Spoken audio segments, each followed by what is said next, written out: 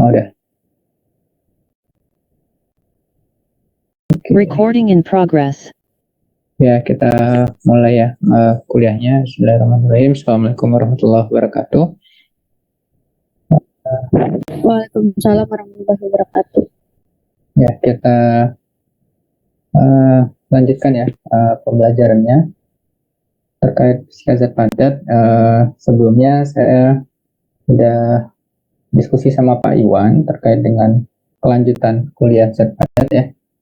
Ini kemarin kalian udah belajar setengah semester ya sama Pak Iwan ya. Jadi untuk semester ini, setengah semester selanjutnya, insya Allah akan saya mengisi kelas ini, gitu ya.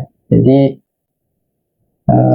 kemarin kalian materinya sampai ini ya, sampai tentang thermal properties, tentang sampai density of state ya, terakhir kata Pak Iwan di bab 5 buku Kittel. Tapi untuk pertemuan hari ini saya diminta untuk menyampaikan review lah, mengulang untuk satu pertemuan ini ya terkait dengan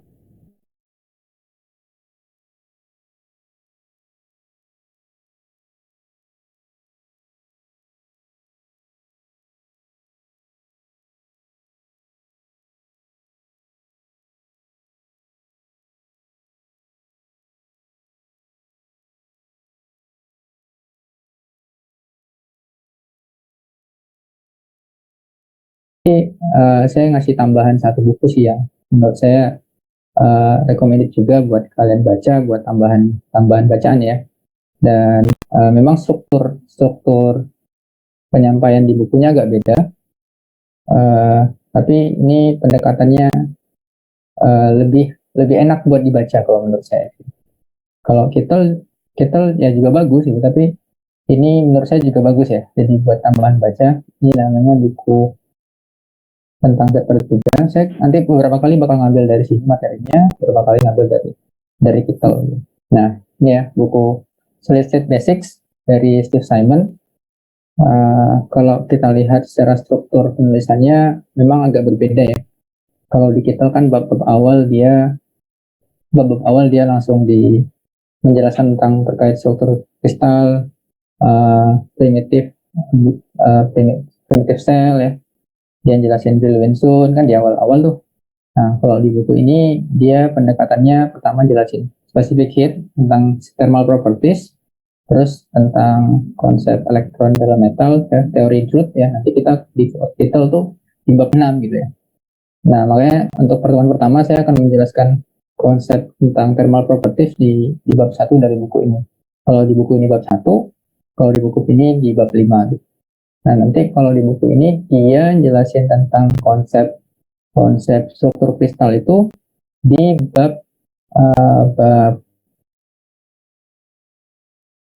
malah dia bab agak ke bawah sih. Nah, udah bab 8 ya.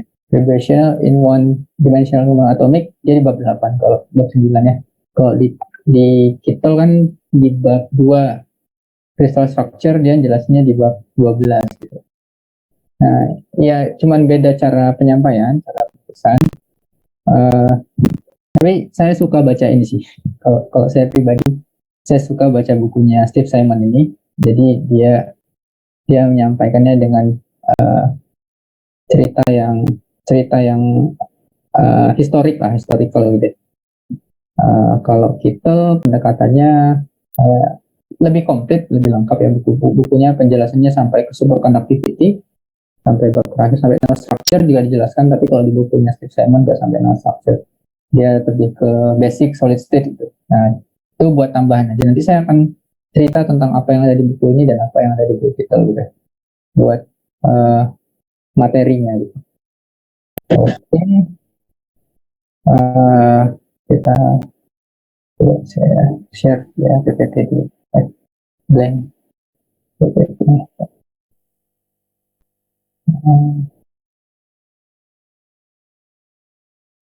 Benar ya, kita kemarin terakhir sampai yang sama Pak Iwan sampai thermal properties ya? Terakhir udah sampai thermal properties kan? Ada ingat nggak? Cek. Sampai kapasitas panas, Pak. Kapasitas panas ya, kapasitas panas. Terus tentang density of state udah sampai belum? Density of state. Tentang apa Pak? Maaf. Density of state, rapat keadaan. Density of state. Belum ya? Berarti. Belum, Ada yang Pak. ingat? Belum ya? Oke. Ya, kalau gitu memang saya disuruh review lagi bab 5 karena memang butuh area belum selesai. Jadi saya asumsikan saya mulai dari awal bab 5. Nanti saya akan jelaskan tentang terkait kapasitas panas. Terus kemudian baru kita bahas terkait dengan density of state atau rapat keadaan ya. Keadaan. Ini tingkat.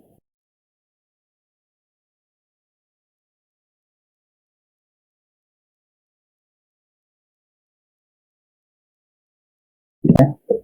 Jadi untuk pertemuan hari ini kita akan belajar terkait dengan thermal properties of solid ya. Oke, sebelum kita masuk ke thermal properties of solid ya, kita sebelumnya udah belajar terkait dengan sifat thermal di fisika statistik atau di thermodynamics ya, thermodynamics tentang sifat thermal dari gas gitu ya.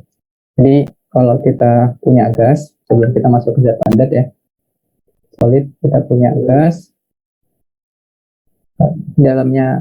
dalam sebuah wadah ya, ini ada partikel-partikel gas gitu,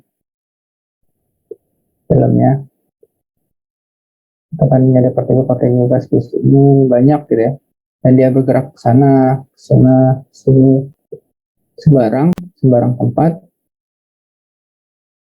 ya ke segala arah lah itu. Nah, maka yang dikatakan sebagai dari sebuah gas itu adalah merepresentasikan energi yang dibawa oleh partikel di dalam gas ya. Itu terkait dengan bagaimana konsep suhu dari gas ideal gitu. Jadi kalau saya punya kotak kayak gini, di dalamnya ada gas, maka gerakan dari partikel-partikel di dalam ini sebanding dengan suhu. Jadi energi kinetik yang dimiliki, energi kinetik rata ya, energi kinetik rata dari partikel ini sebanding dengan suhu yang dimiliki oleh blok gas ini ya, atau wadah kubus ini. Ini kita bisa turunkan sebenarnya kalau teman-teman masih ingat di fisika statistik ya, fisika statistik atau di pendekatan yang lebih komprehensif di fisika statistik. Kalau kita meninjau satu-satu partikel terus bergerak ke segala arah, kita hitung energi kinetiknya, kita hitung ruang fasenya, ya kan? Kalau di statistik kan kita harus tahu ruang fasenya, kita buat Hamiltonannya, Hamiltonan dapat ruang fase terus dapat dari ruang fase dapat apa ya, dapat fungsi partisinya baru kita bisa hitung energinya. Nanti ingat ya kalau itu ya di statistik. Nah nanti kita akan bisa melihat bahwasanya energi kinetik itu sebanding dengan suhu ya, 3/2 NKT lah, atau nanti dituliskan U sama dengan 3/2 NKT atau U sama dengan 3/2 nRT ya. Ini masih ingat ya rumus energi yang dimiliki oleh sebuah gas ideal. Kalau kita U ini representasinya adalah U itu energi dalam. Di mana energi dalam itu adalah rata dari energi kinetik gas, partikel gas ya. Ini masih ingat ya kalau konsep terkait dengan gerakan partikel gas terus konsekuensinya terhadap suhu ya. Artinya kalau gas ini makin panas, maka partikel-partikel di dalam dalam kubus ini bergerak makin cepat. Ya. Jadi definisi panasnya gitu. Jadi suatu benda dikatakan panas berarti partikel-partikel penyusun benda itu bergerak lebih cepat. Gitu ya. Kalau kita bisa lihat bagaimana dinamikanya, itu partikelnya bergerak makin random, makin cepat, gitu gerakannya. Ya, jadi panas itu gerakan partikel ya.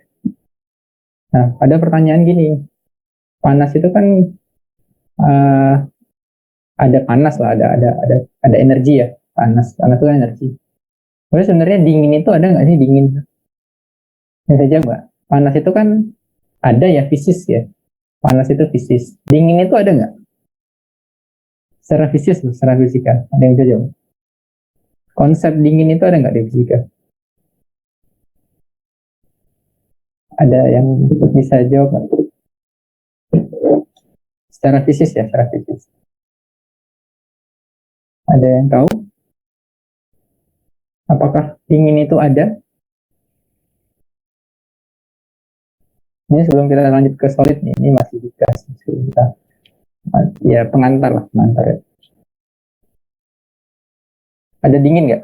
Kalau panas kan ada, panas itu gerakan energi dari partikelnya makin besar, maka panas objeknya makin besar gitu ya. Tapi apakah ada yang namanya dingin? Secara fisis bisa jawab nggak?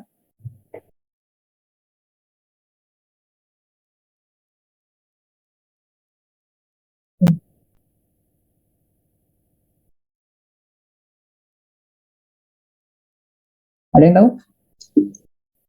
Ini fisika dasar lah. Gimana, gimana? Tahu siapa deh? Hmm, apa nih yang bisa bantu jawab?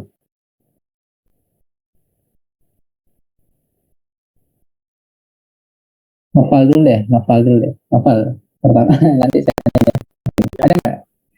Ada konsep dingin itu sebenarnya di fisika ada nggak? Mungkin ada kali ya Pak, mungkin kebalikan dari panas, mungkin ketika partikelnya semakin mengecil akan semakin dingin. Mungkin. Ya, ya silahkan. Mm-mm. Ya, ya,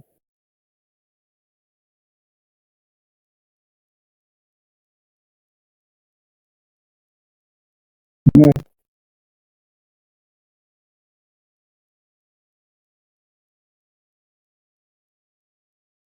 Mm,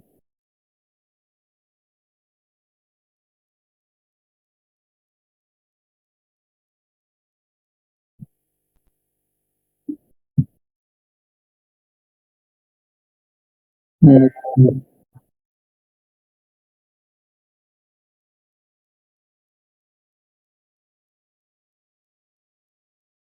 mm,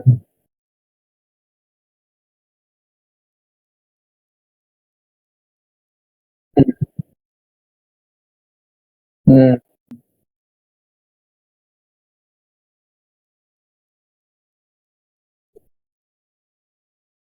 mm. Ya, oh,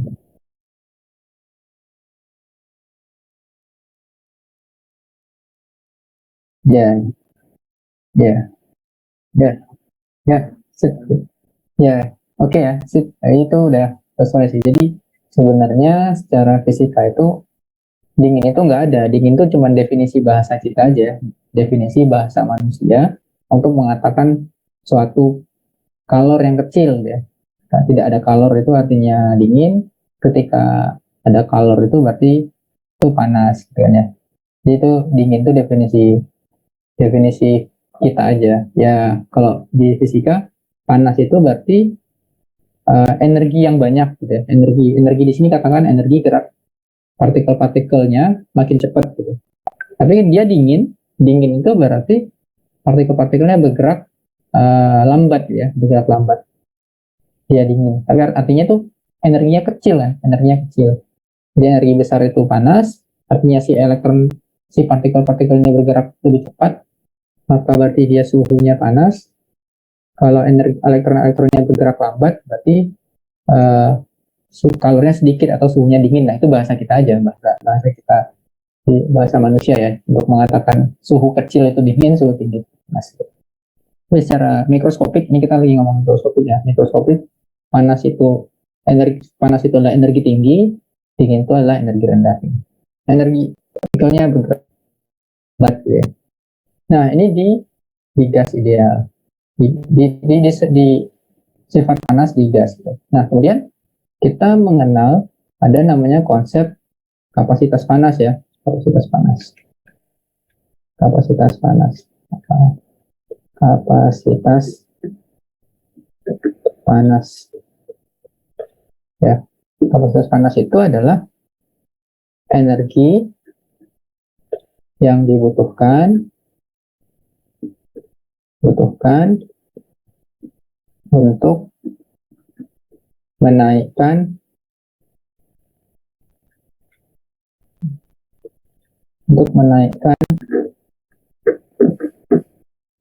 suhu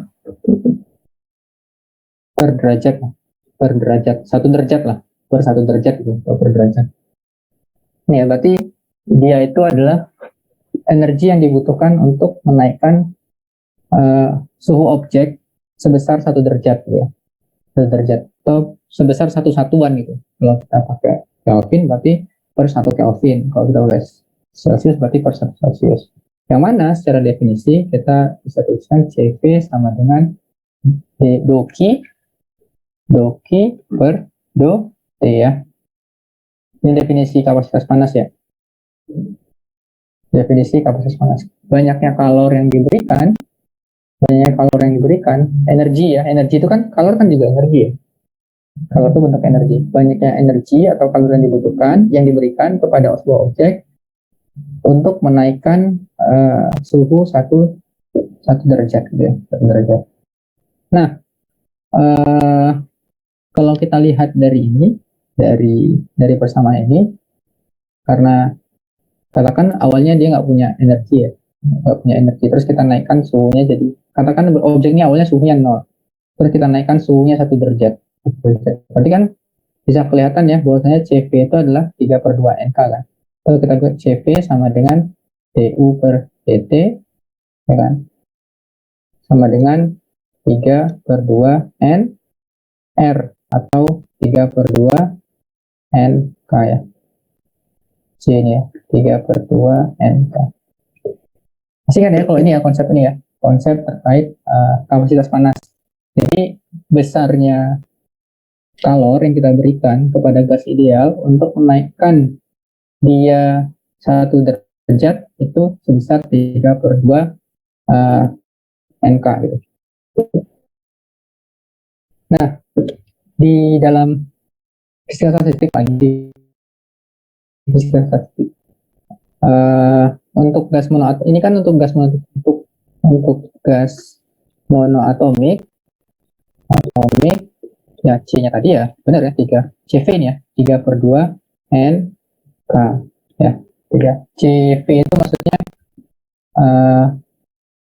itu maksudnya CV itu doki per dot pada volume konstan ya. Nanti juga ada CV doki per dot pada tekanan konstan. Masih ingat ya di termodinamika atau standar padat, di statistik. Nah, untuk gas monoatomik itu ini juga untuk gas monoatomik gas ideal.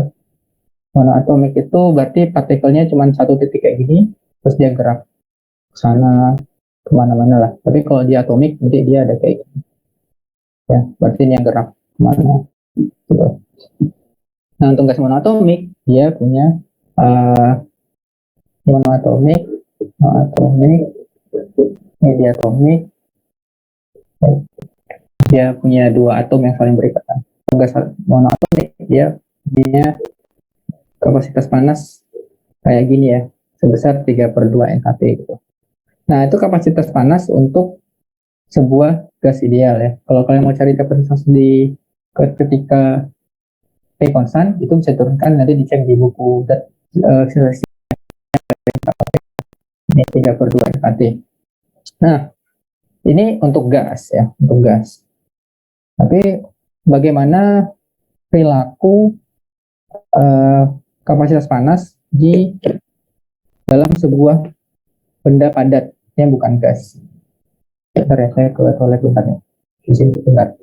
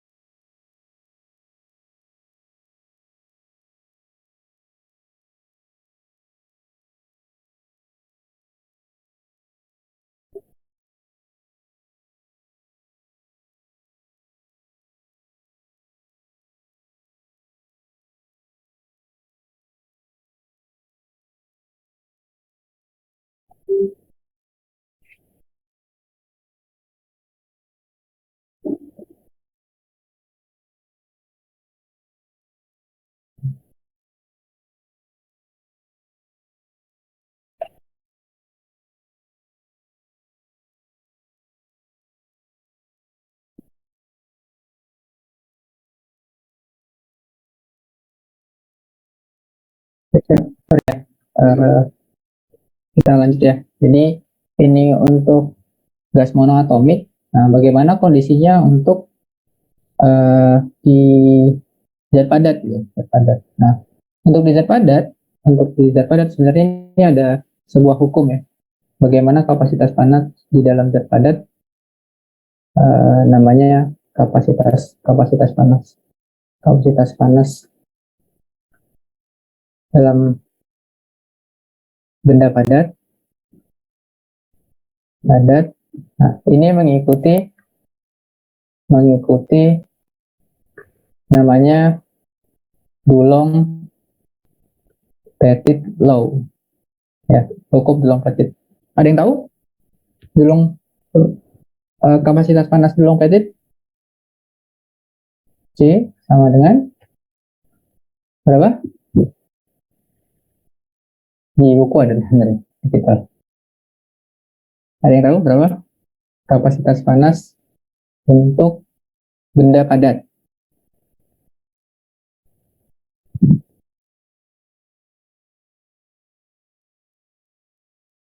Ada yang tahu nggak? Bentuknya mirip kayak persamaan gas ideal juga. Berapa? Ayo, namanya persamaan cukup Dulong Petit ya. Dia si Dulong Petit ini melakukan eksperimen di suhu ruang ya, suhu ruang. Jadi di suhu ruang dia melakukan eksperimen, dia lihat sifat kapasitas panas dari sebuah benda padat gitu. Terus kemudian dia nge-fitting persamaannya di fitting gitu. Nah, terus dia dapat hubungan matematisnya gitu ya. Ingat di rumusnya 3N kali K ya. K itu konstan Boltzmann ya. K ini konstan Boltzmann. KB konstan Boltzmann. Nah, ini dari Dulong Petit ya. Jadi kapasitas panas dalam zat padat gitu. Besarnya itu 3N KB gitu ya. Atau kalau dinyatakan per satuan atom per atom ya, ini kan berarti banyak. 3 kali P ya, konstan Boltzmann. Nah, ini kan hasil eksperimennya si Dulong Petit nih, Dulong Petit. Tapi kemudian nanti akan ada eksperimen-eksperimen lain yang menunjukkan bahwasanya si persamaan Dulong Petit ini tuh ada bagian yang dia tidak bersesuaian gitu, tidak bersesuaian karena dia melakukan cuman di suhu tinggi doang, di suhu room temperature doang. Gitu. Nah, ini kapasitas panas untuk zat padat. Nah, tapi kenapa saya nulisnya C bukan CP bukan CP gitu? Kenapa saya nulisnya C bukan CV bukan CP? Nah, ini zat padat ya, zat padat. Jadi kalau di zat padat beda ya. Kalau di gas itu kan ada kapasitas panas di volume konstan, ada kapasitas panas di tekanan konstan gitu. Nah, kalau dari persamaan statistik sebelumnya yang teman-teman sudah pelajarin ya, ini saya review dikit lah. Kenapa saya tulis CP aja? CP kurang CV itu sama dengan P kali T alfa kuadrat per beta. Pernah nurunin bersama ini nggak di statistik? Relasi Dia antara termo, Pak. termo ya. Nah, dan ya, ini adalah koefisien ekspansi termal, ini koefisien kompresibilitas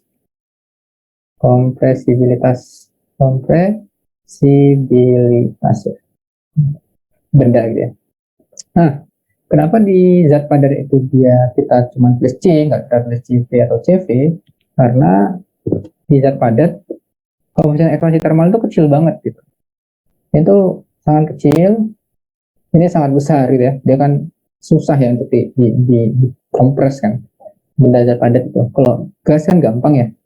Intinya gas juga koefisien ekspansi termal itu besar gitu. Makanya antara CP sama CV-nya itu relasinya beda gitu. Jadi dia nggak bisa sama ya, nggak bisa sama.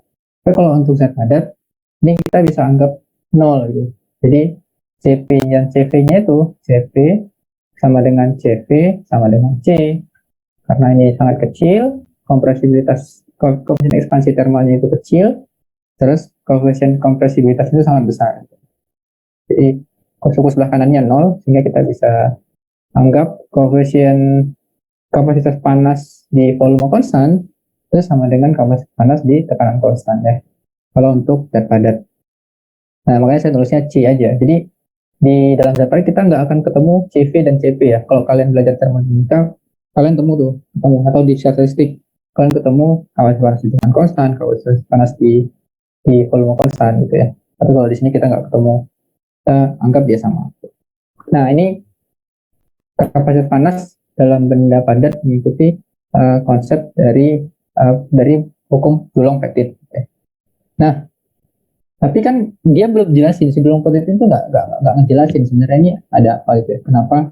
Kenapa si kapasitas panas di dalam objek benda padat itu dia 3/2 NKB kan 3/2 NKT. Nah, nanti penjelasannya itu ada di statistik sebenarnya, ada namanya teorema equipartition theorem ya. Ini pembuktiannya lagi-lagi ya di statistik. Kalian nanti coba cek di statistik. Jadi dia bilangnya gini, di equipartition theorem ini dia bilang kalau sebuah objek atau sebuah gas itu kalau dia punya 1 derajat kebebasan, maka dia ketambahan setengah konstantanya. Kan tadi maksudnya konstanta yang depan itu. Nah, kalau dia punya 1 derajat kebebasan, dia kan 3/2 NKT ya. Tadi monoatomik itu kan satu derajat kebebasan ya. Tiga derajat kebebasan monoatomik kan dia bergerak ke sana, bisa Px, bisa Py, bisa Pz kan ya. Nah, berarti CV-nya itu 3/2 NK ya tadi ya. Jadi dia punya 3 derajat kebebasan, makanya di sini muncul 3. Gitu, muncul 3. Ini konsep equipartition theoremnya. Tapi kalau dia benda diatomik, nah selain dia bergerak ke Px, punya Py, punya Pz, dia punya rotasi kan, dia bisa berosilasi di antara mereka dan bisa berotasi ya, berarti bisa bergerak masuk ke dalam sama muter. Jadi persamaannya jadi 5/2 NKT gitu. Ini ada suku rotasi, ada suku vibrasi ya, 1, 2, 3, 4 ini. Jadi 5. Nah, equipartition theorem itu bilangnya gini. Jadi kalau kita punya satu derajat kebebasan, maka konstantanya itu setengah gitu. Setengah. Jadi kalau kita ketambahan dua dua derajat kebebasan berarti satu kan ya, 2/2 kan ya, 2/2. Kalau kita punya 3 derajat kebebasan berarti 3/2 dan seterusnya. Ya, itu equipartition theorem ya. Nanti mungkin pernah dapat nggak ya kayak gini? Pernah tahu ya? Nanti silahkan dibuktikan bahwasanya kalau sebuah benda atau sebuah molekul partikel yang bergerak dengan derajat kebebasan yang berbeda-beda, atau ya artinya ketika dia ada satu derajat kebebasan dia ketambahan setengah, ada dua derajat kebebasan dia ketambahan setengah gitu. Nah makanya kalau di benda padat kan dia strukturnya kayak gini ya, ini ada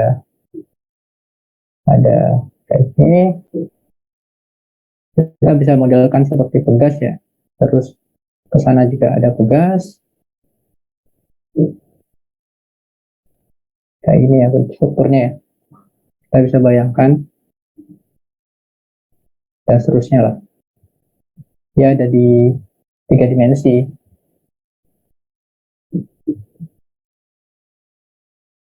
Nah, dan seterusnya lah ya. Inilah ya. Nah, dan seterusnya nih. Nah, kalau di benda padat, dia punya 6 derajat kebebasan. Jadi, Px, Py, Pz, X, Y, Z. Nah, kenapa X, Y, Z? Karena kan si si partikel ini selain dia membawa energi kinetik, kan dia juga membawa energi potensial kan? Karena energi potensial itu bergantung pada posisinya. Posisi di sumbu X dan Y, Z. Sumbu X dan Y, Z. Berarti dia punya 6 derajat kebebasan. Sehingga C-nya sama dengan 6/2 NK atau C sama dengan 3 NKT. Nah, itulah penjelasannya kenapa sebuah zat padat punya energi punya kapasitas panas sebesar 3/2 NKT. Nah, ini kan si Dulong Petit lakukan eksperimen nih. Dulong Petit lakukan eksperimen, dia dapat hasil fittingnya dia dapat kapasitas panas itu 3/2 NKT. Tapi penjelasannya kenapa 3/2 NKT itu kita bisa jelaskan dari teorema ekuipartisi ya. Nah, nanti coba dipelajari ya, ini bagaimana konsep teorema ekuipartisi. Jadi cari aja kata kuncinya ekuipartisi teorem heat capacity lah, kata kuncinya itu equipartition theorem heat capacity, atau cari di YouTube tutorialnya banyak lah ya, nanti kalian pelajari juga. Atau tugas saja deh, tugasnya ini ya, tugas belajar teori ekuipartisi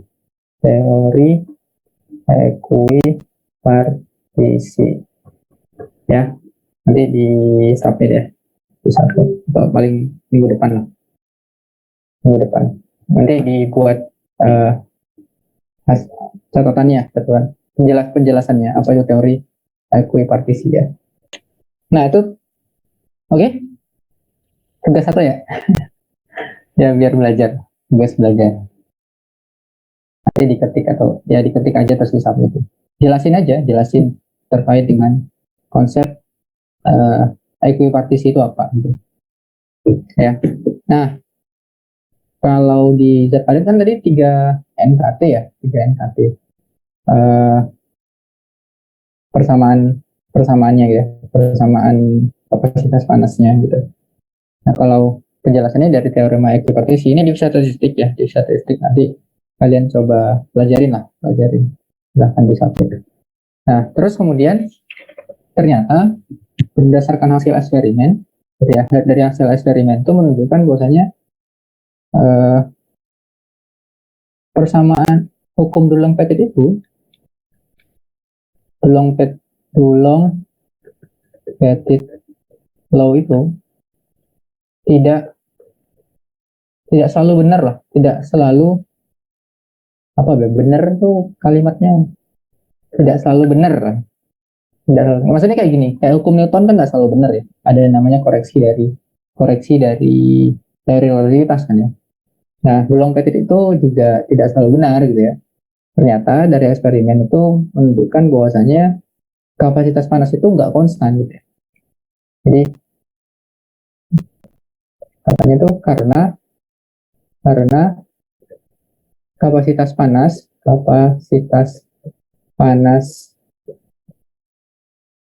benda solid, benda padat tidak tidak bersifat konstan, konstan. Nah, kalau tadi kan kapasitas panas itu 3 NKT ya, 3 NK. Berarti energinya 3 NKT. Nah, ini kan kapasitas panas, energi yang dibutuhkan untuk menaikkan suhu sebuah benda padat itu 3 NK per satu benda. Nah, tapi kenyataannya kapasitas panas ini nggak konstan gitu. Dia nilainya tuh tergantung pada suhu ya, tergantung pada suhu. Jadi hasil eksperimennya itu menunjukkan uh, di suhu tinggi dia konstan, di suhu ruang, tapi di suhu rendah dia nggak konstan ya. Coba saya cari ambil datanya, saya gambarin aja. Jadi kurang lebih datanya kayak gini. Data eksperimennya itu, data eksperimen yang ada untuk zat padat ya, dia tuh nanti baru di sini konstan gitu. Nah, kurang lebih gitulah, kurang lebih. Nanti di sini baru kan. Kalau kita tambahin suhunya, kita tingkatkan suhunya, dia konstan, terus di sini dia nggak konstan. Nah, kenapa kayak gini? Berarti persamaan Dulong Petit itu tidak sesuai gitu. Nah, untuk menjelaskan ini kan tadi kita pakai teorema ekuipartisi ya. Ekuipartisi itu pendekatannya klasik banget ya, menghitung semua keadaan yang mungkin dari elektron dalam gas yang bergerak ya, elektronnya bergerak, bukan elektron, maksudnya partikel bergerak dalam gas, terus kemudian dia hitung ruang fasenya. Masih kan ada di statistik, kita buat ngitung ruang fase, kita hitung dulu Hamiltonannya. Setelah kita hitung Hamiltonannya, kita hitung ruang fasenya, dapat persamaan apa namanya, Z itu apa ya, apa sih? Z itu fungsi partisi. Nah, terus kemudian baru kita bisa hitung energinya, ya kan? Masih kan ya, energinya. Setelah kita dapat energinya, baru kita bisa turunkan terhadap suhu, dapat kapasitas panasnya. Kalau kita nurunin persamaan fungsi partisi, membuktikan persamaan ekuipartisi teorem ya. Nah, terus ini kenapa gini datanya kok begini gitu ya? Nah, terus datanglah Einstein. Nah, Einstein ini dia ada di mana-mana, dia nggak cuma relativitas doang, dia ada. Di zat padat dia juga ada. Ya, Einstein itu kan terkenalnya di Nobel Prize-nya kan di relativitas ya, Nobel Prize. Tapi di zat padat juga dia ada gitu. Dan dia bukan orang, dia nggak mengatakan dia orang teori, tapi dia juga belajar zat padat gitu. Dari penjelasan terhadap fenomena di zat padat. Nah, kalau Einstein dia mengasumsikan bahwasanya partikel itu ada dalam sebuah osilator harmonik gitu. Jadi si Einstein itu menganggap ya kurang lebih si partikel dalam gas, kalau itu gas partikel ya, kalau dia zat padat kan namanya fonon ya, fonon. Jadi satu buah atom itu dia berosilasi, kan berarti kita bisa anggap dia fonon. Nah, dia nggak bisa kita perlakukan seperti di gas karena dia gerakannya itu ya mengikuti potensial harmonik, ya kan? Potensial harmonik, maka energi yang dimiliki oleh gasnya itu, N itu harus mengikuti persamaan Hamilton harmonik bar omega N plus sama ya. Ini kita membuktikan persamaan Einstein ya, menunjukkan persamaan Einstein bahwasanya dia nanti bersesuaian dengan hasil eksperimen. Dia bersesuaian dengan hasil eksperimen dan tetap mengikuti persamaan Dulong Petit. Persamaan Dulong Petit. Nah, Einstein datang dengan bentuk yang pendekatannya itu dia ngasih harusnya tuh energi dari partikel di dalam fonon di dalam zat padat itu ya ini mengikuti persamaan oscillator harmonik. Pernah dapetin persamaan ini di secara fisik ya? Pernah nggak? Ada yang ingat nggak? Kalau untuk oscillator harmonik di fisika statistik ngitung oscillator harmonik ada yang pernah ngebuktiin ini? Kalau belum pernah ya tugas lagi ya, tugas dua ya tugasnya. Nanti tolong dibuktikan ya. Memang zat padat itu memang harus belajar statistik sama kuantum, jadi tugasnya ini buktikan energi partikel dalam potensial harmonik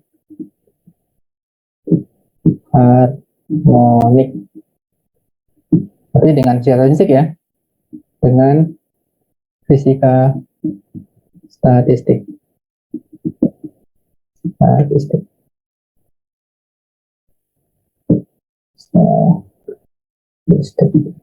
Jadi ada dua ya, tadi tolong jelaskan tentang konsep equipartition theorem sama tentang konsep energi partikel dalam oscillator harmonik dengan menggunakan teoretik.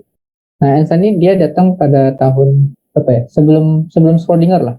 Jadi hebatnya Einstein itu dia udah nurunin persamaan oscillator harmonik, tapi belum ada persamaan Schrödinger gitu. Persamaan Schrödinger belum ada, dia udah kan statistik kan masih belum memperkenalkan konsep fungsi gelombang kan, di statistik ya. Dia baru memperkenalkan konsep ruang fase. Di mana ruang fase itu adalah diturunkan dari Hamiltonian suatu sistem kan, sistem keadaan yang kita tinjau.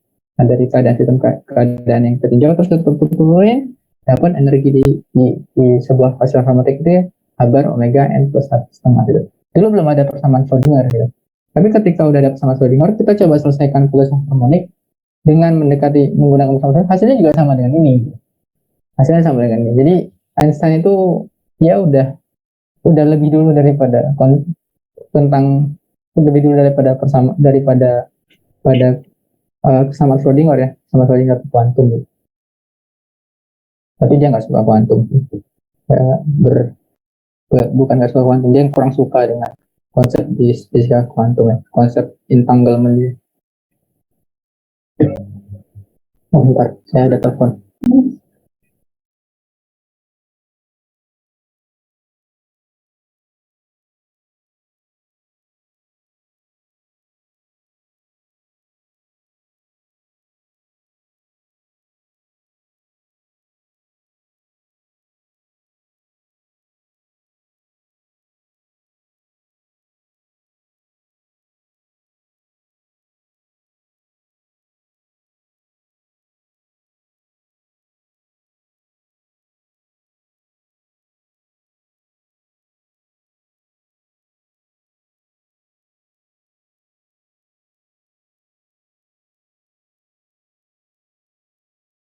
Ya, sorry ya, tadi ada telepon dari Pak Agus.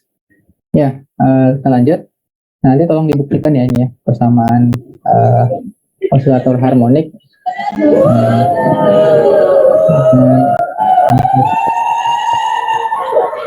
Apa nih?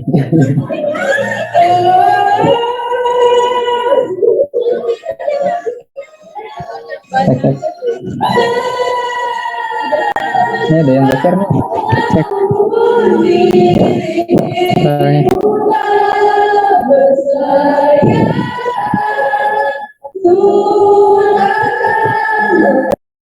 Ada ya, tolong ya diperhatikan ya. Oke ya, kita lanjut ya. Nanti tugasnya tolong dibuktikan ini, buktikan energi partikel dalam potensial harmonik, sama tadi tolong jelaskan konsep equipartisi ya, konsep equipartisi. Nah, kita lanjut. Jadi Einstein datang untuk dia menjelaskan tentang kenapa si perilaku kawasan panas zat padat itu ya bergantung pada suhu ya. Jadi dia datang memperkenalkan ini.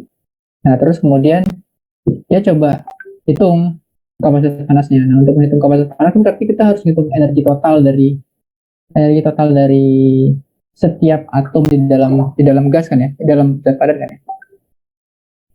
Ini kita hitung semua energinya. Berarti kalau kita pakai statistik, kita hitung fungsi partisinya. Ini saya sebut aja ya, fungsi partisinya itu sama dengan sigma n e min beta en kan ya, kalau masih ingat ya. Ini fungsi partisi untuk di statistik ya. Jadi dia bergantung pada energi. Nah, energi yang ini kita substitusi ke sini. Nah, ini kita substitusi ke sini, terus nanti dapat. Nah, setelah kita substitusi ke sini, nanti masih ingat ya, ada energi di statistik.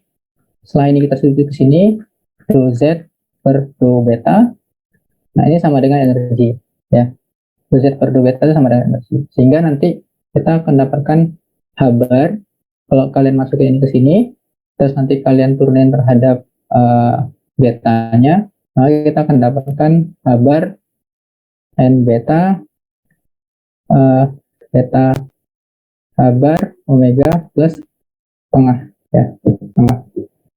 Jadi kalau mau ya ini nggak usah dibuktiin, ini yang dijelaskan ini aja nih, tugasnya ini aja, ini nggak usah. Jadi kalau ini kalian masukin ke sini ya, ini fungsi partisi, dapat fungsi partisinya, terus kemudian buat hitung energinya kalian super Z do Z per do beta, maka kalian akan dapatkan persamaan yang ini ya.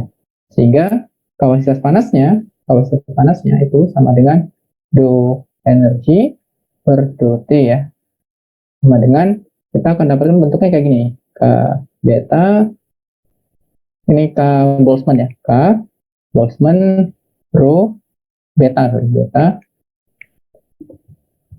K beta H bar omega kuadrat E beta H bar omega per E beta H bar omega kurang 1 kuadrat.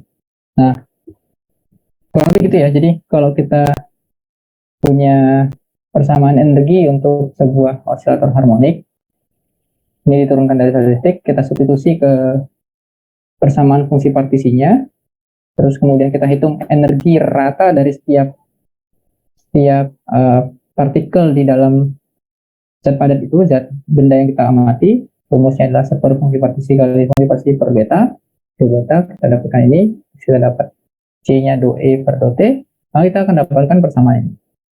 Nah, ini adalah persamaan kapasitas panas yang diturunkan oleh Einstein ya, Einstein. Jadi dia udah nggak bergantung pada suhu ya, di mana beta itu sama dengan ini ya, K Boltzmann dikali T.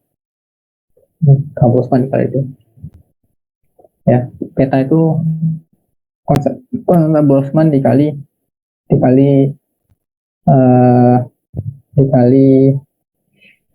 suhu ya, suhu benda itu.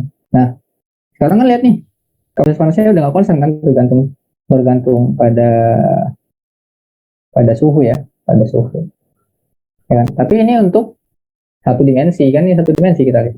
Tapi kalau untuk tiga dimensi persamaan Einstein-nya untuk kan tadi osilator harmonik kan kita gambarnya cuma ke arah sini sama sini doang geraknya kan, di sumbu X doang kan ya. Jadi kalau untuk tiga dimensi rumusnya dikali tiga aja, dikali tiga K beta terus H bar kali omega kuadrat E beta H bar omega per E beta H bar omega min 1 kuadrat. Nah, ini persamaan kapasitas panas yang diturunkan Einstein sebagai fungsi suhu ya, kapasitas panasnya. Nah, kalau kita plot ini nanti, ini bakal tetap konsisten di suhu tinggi dia bakal tetap konsisten mengikuti persamaan Dulong Petit ya, persamaan Dulong Petit, tapi di suhu rendah dia juga tetap berusaha ngefit dengan hasil eksperimen. Misalnya ya, kalau kita lihat untuk suhu tinggi, suhu tinggi kan artinya KBT-nya, betanya, KBT-nya lebih besar daripada bar omega ya. Kan ini terma. Untuk suhu tinggi kita anggap si betanya, ini beta, lebih besar daripada bar omega. Nah, kalau kita masukin ke persamaan ini ya, ke persamaan ini kan berarti kalau KBT-nya lebih besar daripada bar omega kan berarti kita bisa dekati pakai kan ini ya beta itu seper KBT, bukan KBT ya. Nanti coba diturunin, beta itu seper KBT. Beta itu sama dengan seper KBT. Nah jadi kalau suhunya tinggi berarti KBT-nya suhunya besar, tinggi. Berarti kan beta H bar omega itu kan sama dengan beta H bar omega kan sama H bar omega per KBT kan. Nah, berarti ini besar, ini sesuatu nilai, maka nilainya sangat kecil kan. Nilainya sangat kecil, nilainya sangat kecil. Nah, kita pakai ekspansi Taylor ya. Kita pakai ekspansi Taylor di pangkat beta H bar omega itu kita bisa dekati dengan 1 tambah beta H bar omega tambah beta H bar omega kuadrat dan seterusnya lah. Tapi ini udah sangat kecil, kita ambil sukunya aja. Ya. Oke, ekspansi Taylor. Ya. Ini saya pengen buktiin kalau dia masih konsisten sama persamaan Dulong Petit. Kan? Kalau ininya sangat kecil kan kita bisa kita bisa ekspansikan kan kalau dia nilai eksponensial dia sangat kecil di matematika fisika ya, otomatis.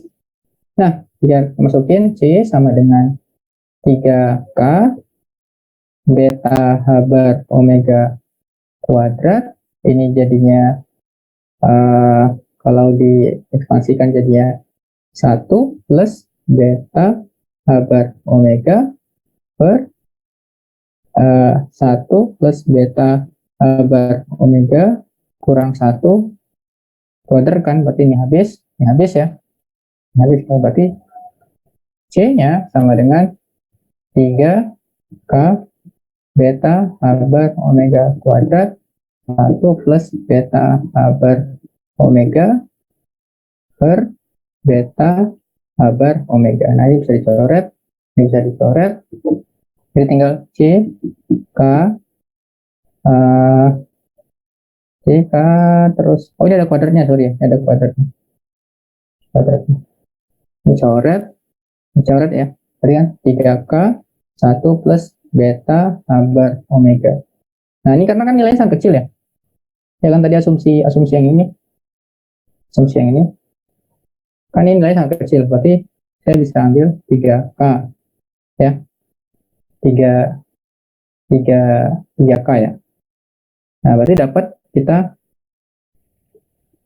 kapasitas panasnya kembali ke Dulong Petit. Ini kan satu atom. Lalu saya bisa tulis ini sebenarnya kapasitas panas per atom ya.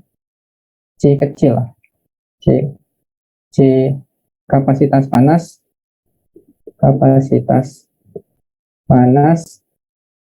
per atom.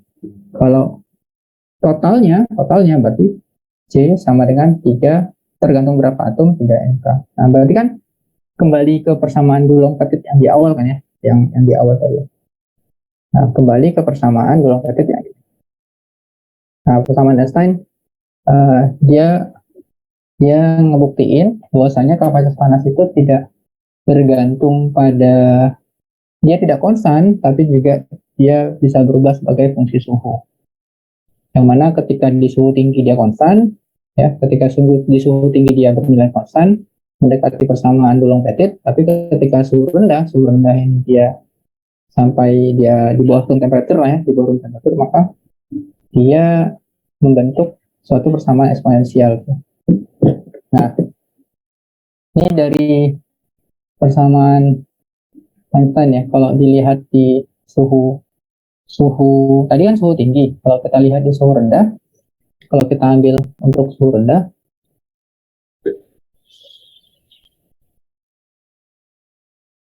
untuk suhu rendah, HBT lebih kecil daripada H bar omega kan. Kalau tadi kan lewat.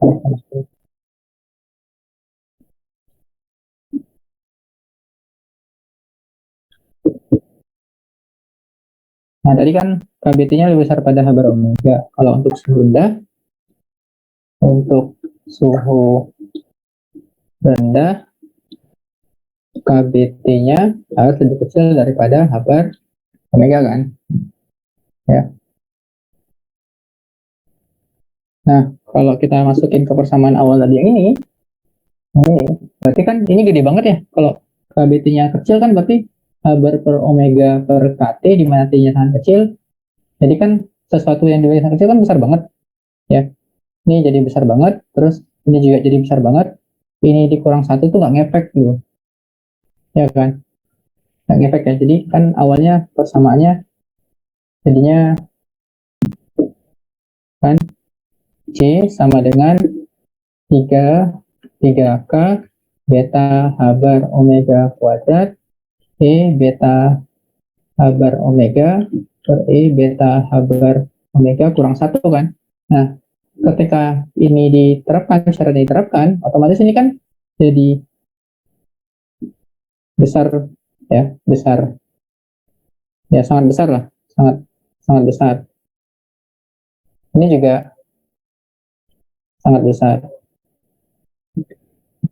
Sehingga ini ada kurungnya. Sehingga ini dengan ini kalau dibagi, ini kita bisa abaikan kan, kurang satunya. Oke, sama dengan 3K beta H bar kuadrat, terus kemudian E beta H bar omega per E 2 beta H bar omega ya. Ini satunya saya abaikan, karena dia sangat besar. Nah, terus kita bisa coret nih. Nah, jadinya C sama dengan 3K beta H bar omega kuadrat E pangkat minus beta H bar omega. Nah, ini untuk kapasitas panas di suhu rendah. Ya, untuk di suhu rendah. Nah, sebenarnya data eksperimennya gimana sih? Data eksperimennya itu sebenarnya kayak gini. Nah, kalau kita plot ya, eksperimennya itu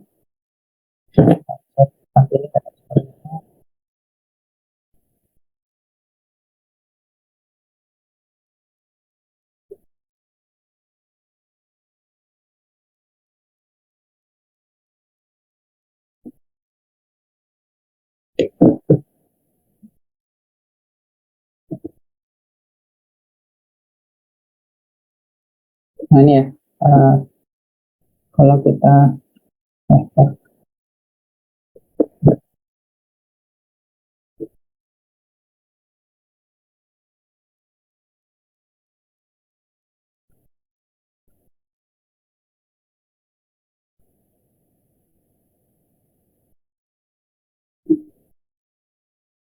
nah ini data eksperimennya ya, kelihatan ya. Kalau dilihat data eksperimennya itu yang titik-titik ini, yang titik-titik data eksperimen. Nah, ini datanya, ini fittingnya si persamaan Einstein ya. Ketika di suhu tinggi dia fit dengan persamaan data eksperimen, tapi di suhu rendah dia dia juga mendekati lah, mendekati. Ya. Oke. Nah, di suhu rendah dia mendekati. Tapi ada kondisi di mana untuk material tertentu misalnya kayak diamond ya, diamond berlian ya. Berlian itu kan dia tersusun dari atom karbon. Eh, atom karbon itu dia masih agak ringan lah ya. Jadi dia kan di gugus ke 6, jumlah atomnya berapa? 6 ya jumlah atomnya 6 ya kalau nggak salah. Jadi kan masih kecil ya, sangat kecil. Kalau kita lihat kan si atom dalam gasnya kan berosilasi ya. Kita tahu bahwasanya frekuensi oscilasi dari sebuah sebuah benda itu omega sama dengan K per M. Nah, di berlian itu kan K-nya tuh gede banget karena dia sangat keras ya, benda yang sangat kuat. Ini K-nya tuh gede banget, besar. Sementara M-nya itu kecil. Nah, kalau di berlian dia di suhu temperatur aja dia udah nggak mengikuti bersama di dompet itu di suhu ruang. Ya, kalau kita pakai diamond tidak mengikuti persamaan dalam petit di suhu ruang. Tulang petit di suhu ruang ya. Tapi kalau di atas suhu ruang sedikit, ya dia baru sama gitu, baru stabil. Nah, tapi kalau objek-objek lain yang ukurannya lebih besar, misalnya germanium, terus metal dan lain-lain tuh di suhu ruang dia masih oke lah ya, masih bersama tulang petit. Tapi ketika kita turunkan, kapasitas panasnya udah nggak sesuai lagi dengan persamaan tulang petit. Maka Einstein datang untuk menunjukkan persamaan yang harusnya berlaku itu ya persamaan kayak gini, dengan mengasumsikan uh, partikelnya itu dia terikat dengan sebelahnya terus membentuk sebuah osilator harmonik. Dia berosilasi di sekitarnya situ mengikuti persamaan osilator harmonik, tapi osilator harmonik yang dengan hasil dari penurunan dari statistik, atau sebenarnya kita bisa pendekatan kuantum lah. Walaupun pada saat dia nurun itu nggak ada kuantum, belum ada persamaan Schrödinger. Nah, itu ya jadi si kononnya si atom itu bergerak di antara atom-atom yang lain mengikuti persamaan osilator harmonik. Nah, ini Einstein. Tapi kenyataannya dari hasil eksperimen, uh, kalau dilihat ini kan datanya di energi rendah kan sebenarnya nggak begitu fit lah ya, nggak begitu fitnya ada persamaannya, dia bentuk garis sebenarnya sebanding dengan T pangkat 3. Jadi kalau kita lihat di bukunya ya, di bukunya itu uh,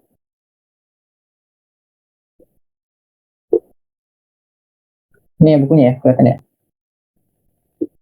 Nah, ini uh, hasil fittingnya Einstein ya, ini ya.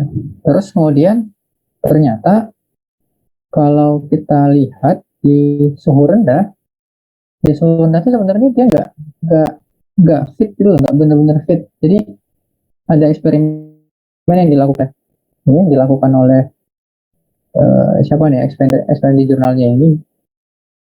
Nah, sebenarnya di di suhu rendah, dia tuh relasinya itu T pangkat 3 gitu. Tapi kan kalau persamaan yang saya tadi kan relasinya di suhu rendah bukan T pangkat 3, tapi di suhu rendah relasinya tadi kuadratik eksponensial. Ada kuadratik suhu per suhu, ada eksponensial per suhu. Nggak pangkat 3 kan? Nggak pangkat 3 ya. Kalau di suhu rendah yang persamaan misalnya. Nah, ini kenapa ya kayak gini? Kenapa dia bisa tidak bersesuaian dengan hasil eksperimen di suhu rendah? Harusnya nih kalau kita asumsikan dia tadi suhu rendah, pengennya tuh ini ada T pangkat 3-nya gitu loh. Ada T pangkat 3-nya karena dari eksperimennya yang ditunjukin di sini dia datanya itu T pangkat 3 gitu. Ya. Nah, kemudian datanglah Debye gitu. Model Debye. Jadi bisa dipahami ya, modelnya Boltzmann di awal itu dia mengasumsikan uh, si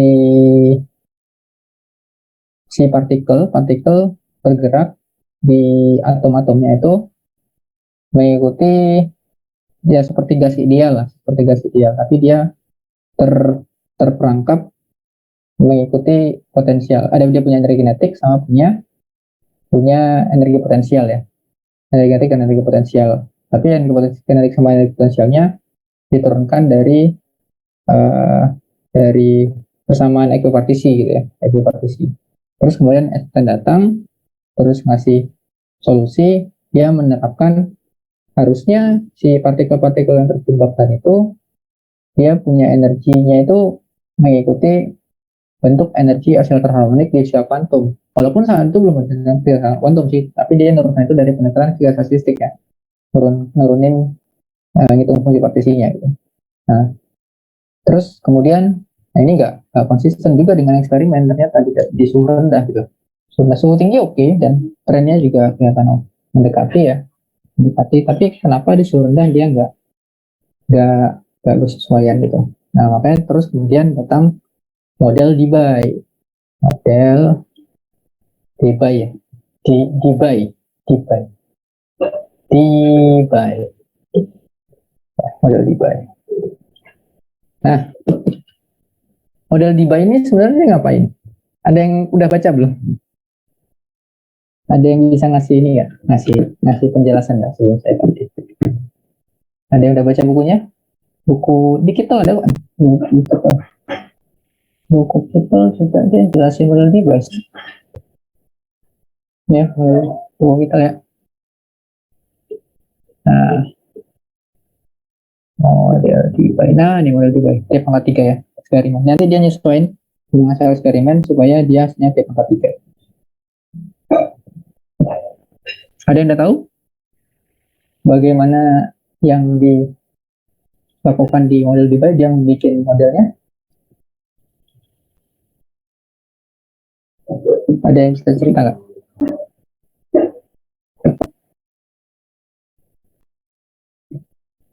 Oke ya.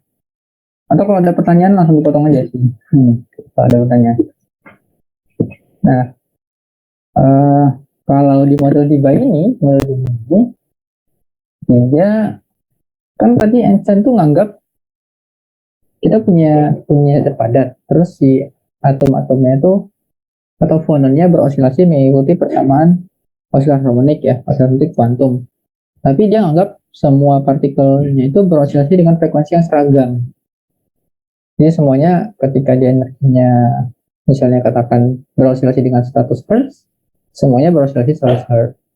Ketika energinya misalnya frekuensinya misalnya berapa, 1 MHz, semuanya berosilasi 1 MHz. Tapi model Debye ini nggak kayak gitu. Dia nganggap kalau kita manasin sebuah benda, ya kan si fononnya tuh bergetar kan, bergetar. Tadi kan definisi panas itu kan partikel yang bergerak ya, bergerak. Kalau di gas ideal, partikelnya bergerak, punya energi kinetik doang, dia gerak ke seluruh ruang.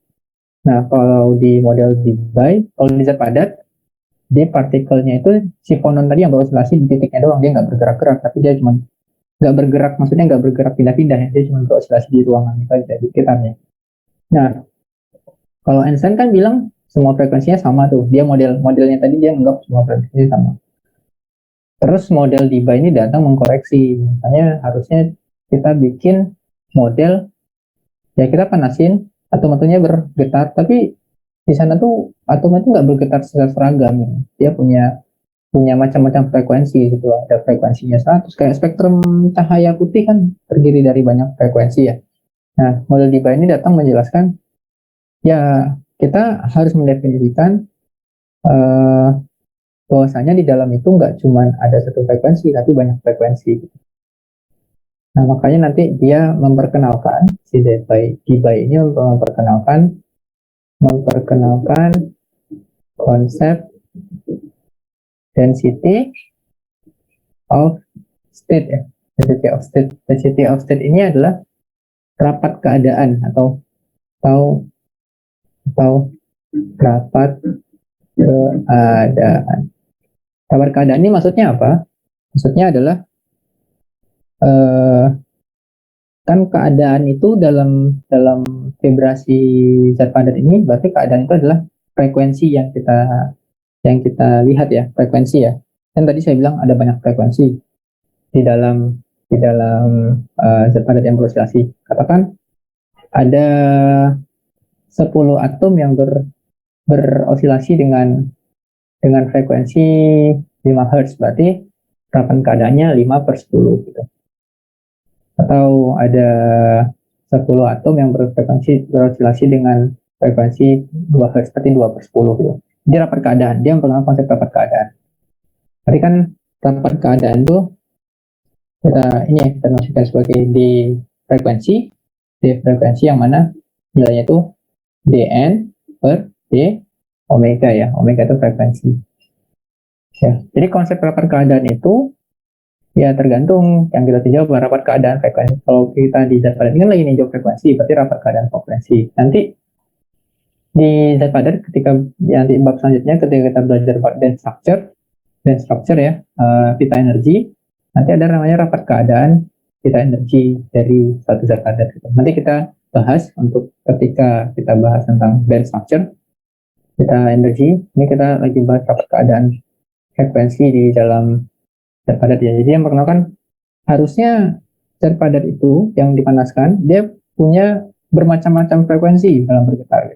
Dia punya macam-macam frekuensi. Nah, ada frekuensi yang dominan, ada frekuensi yang sedikit dominan, dan macam-macam lah ya.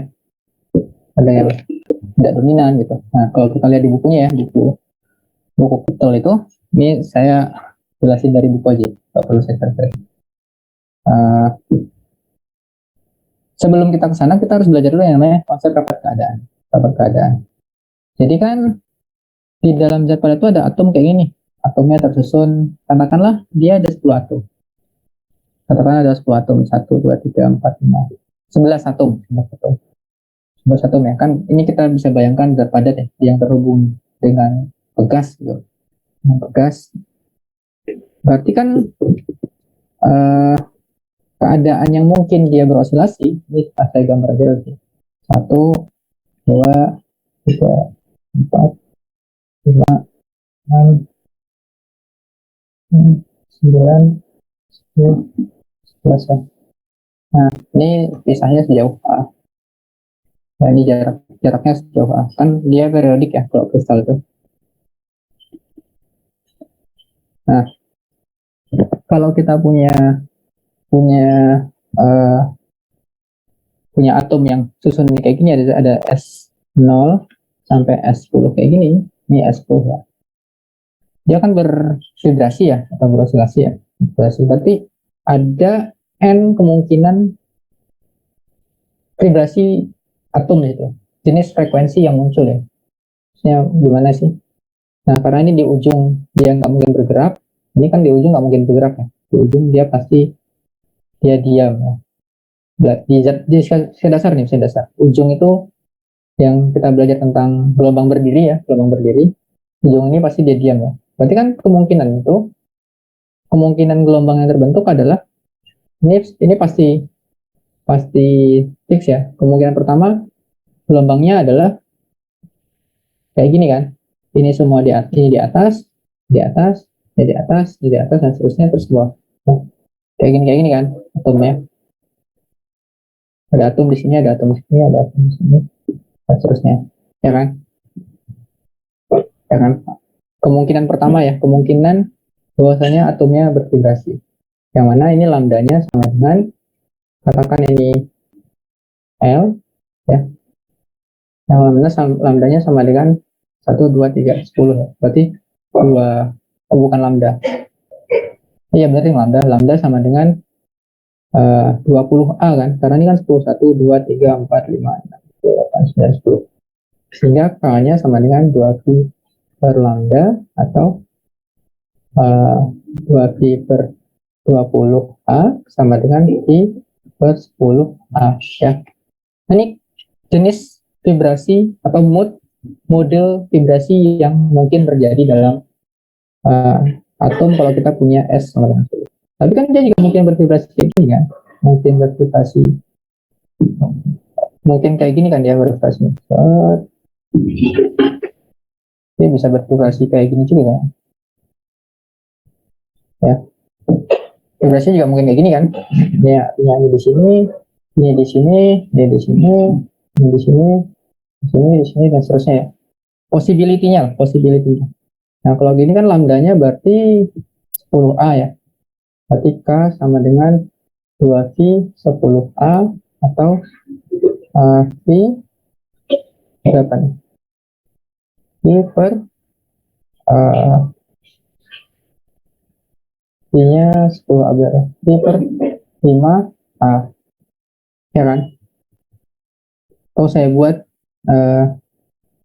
V per 10A, terus ini 2V per 10A juga kan ya, atau 2V per 10A aja lah, 2V 10A, 2V per 10A. Nah, terus juga dia punya kemungkinan yang lain ya, bisa kayak gini juga kan, kayak gini, ini, sorry, ya bisa kayak gini ya, kayak gini kan bisa vibrasinya kayak gini lah. Ini lah, bisa kayak gini ya, macam-macam lah, macam-macam. Berarti ada banyak kemungkinan K yang muncul. Jadi kalau kita plot, kita tuliskan, berarti K yang mungkin dari keadaan yang mungkin ya. K itu maksudnya konstanta gelombang, atau ini kita bisa sebut K sebagai keadaan. Keadaan itu berarti banyaknya kemungkinan yang bisa terjadi terhadap gerakan fonon di dalam bahan. Ya, berarti K yang mungkin itu adalah tadi ada V10A, 2V per 10A, ya kan? 2V per 10A, 3V per 10A, 4V per 10A, sampai 10V per 10A, ya kan? 10V per 10A kan? Kalau kita maksimalnya deh, yang mungkin ya, yang kalau kita ambil di sini, yang kecil ini kan 10V per 10V per 10A nih, kalau kalian susun lah segala possibility lah, kalian coba susun semua kemungkinan, pasti tuh batasnya itu yang ini doang berarti batasnya. Kalau mau dibuktiin ya, kalian buktiin gambarin satu ya, segala yang kemungkinan pertama, kemungkinan kedua, kemungkinan ketiga, dan seterusnya. Kemungkinan itu paling ini doang, cuma ini maksimalnya. Nah, berarti inilah keadaan yang mungkin diisi oleh vibrasi atom ya, vibrasi atom di dalam zat padat gitu. Nah, selanjutnya kalau kita gambarkan ya, possibility-nya ya kayak gini ya, ada V per 10A, 2V per 10A, sampai 10V per 2VA, atau ini juga bisa kayak gini, kita bisa nyatakan kayak gini, atau V per L, karena ini adalah L, 10AL, ini L, karena ini juga 10A, kan L itu kan sama dengan 10A, panjang dari ini, ya kan? Ini seluruh keadaan yang mungkin ditempati oleh vibrasi fononnya, atau secara persamaan kita bisa tuliskan U-nya itu simpangan dari vibrasinya itu sama dengan sin N atau S VA per L ya. VA per L. Persamaan vibrasinya gitu. Nah, ini kalau dia nggak ada boundary-nya. Kalau nggak ada boundary-nya, artinya dia di ujungnya tuh kosong, di kanannya kosong. Tapi kan sebenarnya kalau kita bisa lihat kan di kanannya ada terus, di kirinya ada terus kan. Di kirinya ada terus ya. Jadi dia nggak putus gitu. Ya, kalau kita punya benda yang sangat kecil kan sebenarnya atomnya banyak banget gitu. Jadi kita nggak bisa menerapkan kayak gini gitu. Kayak gini tuh bukan model yang paling cocok lah buat zat. Nah, model yang paling cocok itu adalah dengan cara kita menghubungkan ujung ini dengan ujung sebelah sini. Ya, ujung 10 ini kita hubungkan. Tadi kan kalau kita letakkan di sini kan berarti ada dua titik yang fix yang nggak bergerak kan. Nah, model kedua kita hubungkan ini dengan yang sebenarnya yang lebih realistik ya, yang lebih dekat dengan pendekatan di material ya, karena atomnya sangat banyak, jadi kita bisa anggap dia periodik gitu, periodik. Nah, sekarang modelnya kayak gini, model susunan atomnya gitu ya. Kita bisa bayangkan ini model matematis saja, abstraksi. Nah, kalau kita susun kayak gini, berarti kan di salah satu ini, katakanlah di sini. Di sini kan dia berarti harus node ya, harus nyambung kan di sini vibrasinya. Titik dia bervibrasi, terus kemudian bervibrasi, maka di titik sini harus nyambung ketika dia balik sini. Nah, ini kalau kita cari segala kemungkinan yang bisa membentuk gelombangnya dengan syarat ini harus nyambung begitu salah satu titiknya, maka n yang mungkin muncul itu adalah ini. Dengan cara yang tadi ya, NP per L, 6P per L, 4P per L, 2P per L, 5P per L, dan seterusnya. Ya, berapa dan minus artinya dia bisa dari kiri, bisa dari kanan. Karena kan ini nyambung. Gelombangnya kan bisa gerak ke kanan atau bisa gerak ke kiri kan. Nyambung. Nah, sekarang ini yang lebih realistik tadi itu buat pengantar aja ya. Yang ini buat pengantar aja. Ya. Nah, sekarang berarti dalam sebuah atom, sebuah bahan material, si fonon-fononnya itu bisa bervibrasi dengan kemungkinan ini. Mungkin dia bisa bervibrasi dengan konstanta gelombang 2P per L atau 4P per L, 6P per L. Tergantung jumlah atomnya ya. Kalau jumlah atomnya ada 10 berarti 10P per L. Kalau jumlah atomnya 20, 20P per L. Jumlah rentang frekuensi yang mungkin terjadi itu cuma daerah itu aja. Gak mungkin kalau atomnya 10, dia frekuensinya sampai 100, konstanta gelombangnya 100 V per L itu nggak mungkin. Rentang frekuensinya yang mungkin itu cuma daerah itu aja. Frekuensi fononnya itu cuma daerah itu aja yang terjadi. Nah, berarti kan ini frekuensi yang mungkin terjadi atau jarak antar frekuensi yang mungkin itu adalah 2P per L ya, 2P per L. Jarak antara frekuensi yang mungkin dibentuk dalam fonon ya, fonon ya, NV per L ya. Kalau atau konstanta gelombang yang mungkin itu dia adanya di antara minus V per A sampai V per A. Nggak mungkin ada 2 V per A. L ini kan jumlah atom ya. Tadi kan kalau dia 10 berarti 10 V per 10 A. 10 atas sama 10 bawah dicoret ini nggak 10 A. Ya. Ya. Itu rentang yang mungkin terbentuk. Gitu. Rentang frekuensi yang mungkin terbentuk gitu. Nah, berarti sekarang kita punya persamaan bisa tahu frekuensi yang mungkin terbentuk yang mungkin ada dalam sebuah material. Gitu. Nah, dari situ kita bisa ngitung rapat keadaannya. Gitu. Nah, bagaimana cara kita ngitung rapat keadaannya? Ini ada density of state-nya ya. Di 3 dimension. Kalau dia 3 dimensi, berarti ada Kx, Ky, Kz ya. Kx dan Kz yang mana besarnya itu tetap memenuhi ini.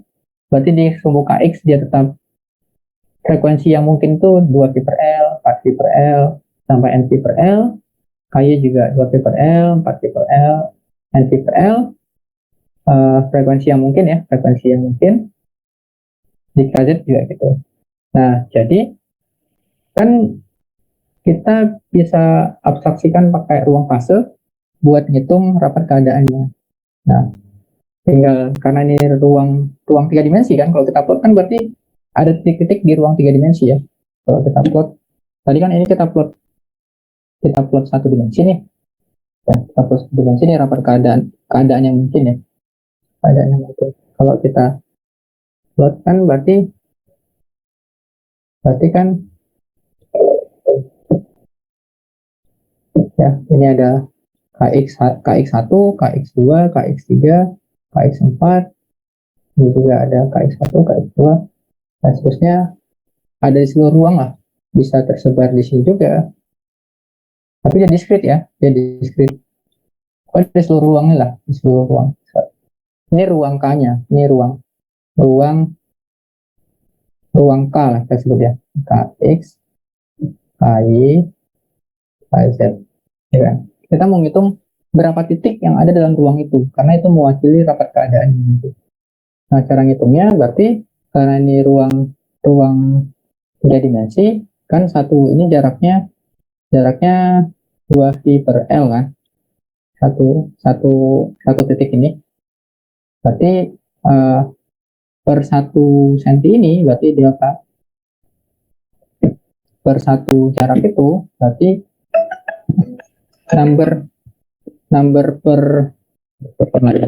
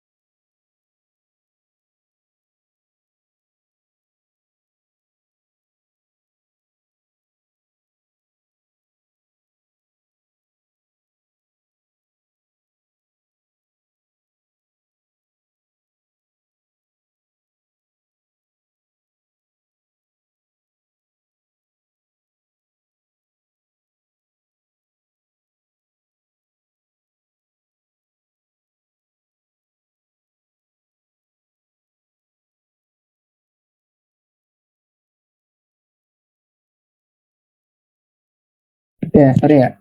Kita lanjut. Tadi, bagaimana tadi ya? Ini ya. Nah, ini kan ya. Kita bisa tuliskan rapat keadaannya, yang mana setiap number of modes per unit range, per unit range K-nya itu berarti kan K-nya satu, K-nya kan delta K 2 V per L ya. Tadi mana ya? Menurut saya, sorry. Kan delta K-nya kan berarti delta K-nya kan 2 V per L. Berarti jumlah jumlah mode ini artinya jumlah K. Mode itu mode vibrasi per unit range atau per K itu sama dengan 1 per 2 V per L atau L per 2 V ya. Jadi jumlah mode per 1K di sini sama dengan L per 2 V. Nah, sehingga kalau kita mau ngitung volume ya, volume semua keadaan yang mungkin itu sama dengan N-nya sama dengan L per 2 V pangkat 3 kali 4 V 4 V K pangkat 3. 4 per 3 V pangkat 3. Ini abstraksi banget ya. Jadi ini abstraksi. Jadi ini 4 per 3 ini karena ini bentuknya lingkaran. Jadi semua kemungkinan, udah belajar ruang fase ya. Saya asumsinya kan udah belajar ruang fase di fisik. Segala kemungkinan titik keadaan yang ada di fase ini kan berarti membentuk lingkaran kan, atau bola ya, spherical. Maka volumenya itu adalah 4 per 3 V pangkat 3. Karena per unit range-nya ada sekian keadaan, L per 2 V, maka dikalikan dengan L per 2 V pangkat 3 kan ya. Sehingga maka jumlah keadaan yang mungkin, artinya jumlah keadaan itu maksudnya jumlah frekuensi mode yang mungkin ada di dalam vibrasi itu adalah N sama dengan ini ya. Ini 2 per V pangkat 3 kali 4 V pangkat 3 itu. Ya. Nah, sehingga rapat keadaan untuk vibrasinya sama dengan rho N per rho omega. Nah, tinggal ini kita turunkan nanti terhadap omega gitu. Ini belum kelar ya. Jadi rapat keadaannya adalah rho N per rho omega ya. Tinggal kita masukin rho N per rho omega-nya kan tinggal kita turunin nih ya. Kan ini T pangkat 3, L pangkat 3 itu V pangkat 3, 2 V berarti 8 ya. 8 V pangkat 3, 4 V per 3, rho K pangkat 3 per rho omega kan. Ya. Atau sini T omega ini berarti 6 ya. V pangkat 3 per 6 V pangkat 2 rho K pangkat 3 per rho K per rho omega. Nah, ini kita turunin, kita bisa dapatkan 3K pangkat 2 V pangkat 2 per 6 V pangkat 2 rho K per rho omega ya. Ya sama ya, tinggal nanti dicoret jadi 2. Nah, dapatnya ini persamaan dari setiap state-nya. Cuman kita belum tahu rho K per rho omega ya. Nah, cuman kita tahu di materi gelombang bahwasanya V itu sama dengan dk per dw kan ya. V itu sama dengan kebalik ya. Di materi gelombang itu kita tahu bahwasanya V itu sama dengan dw per dk ya. V itu. Berarti ini rapat keadaan di dalam sebuah zat padat yang dengan suhu tertentu adalah sebanding sama V kuadrat. V kuadratnya adalah volume tadi ya, volume zat padatnya, terus dk per dw, di mana dk per dw nya adalah kecepatan lambat gelombang di dalam zat padat tersebut gitu ya. Nah, ini dituliskan lagi kalau baca persamaan di bukunya ya. Nah, berarti kalau kita gantikan ini sebagai dk per dw itu adalah sebagai V, maka kita akan dapatkan persamaan ini ya. terus K-nya diganti dengan omega V, omega per V ya, K-nya diganti dengan omega per V, terus ini diganti dengan V, maka kita akan dapatkan persamaan ini. Ya, kita akan dapat persamaan ini, terus berarti dari sini kita bisa lihat ya. Oh iya, ini persamaan ini persamaan rapat keadaannya. Rapat keadaan berarti kalau kita mau tahu berapa banyak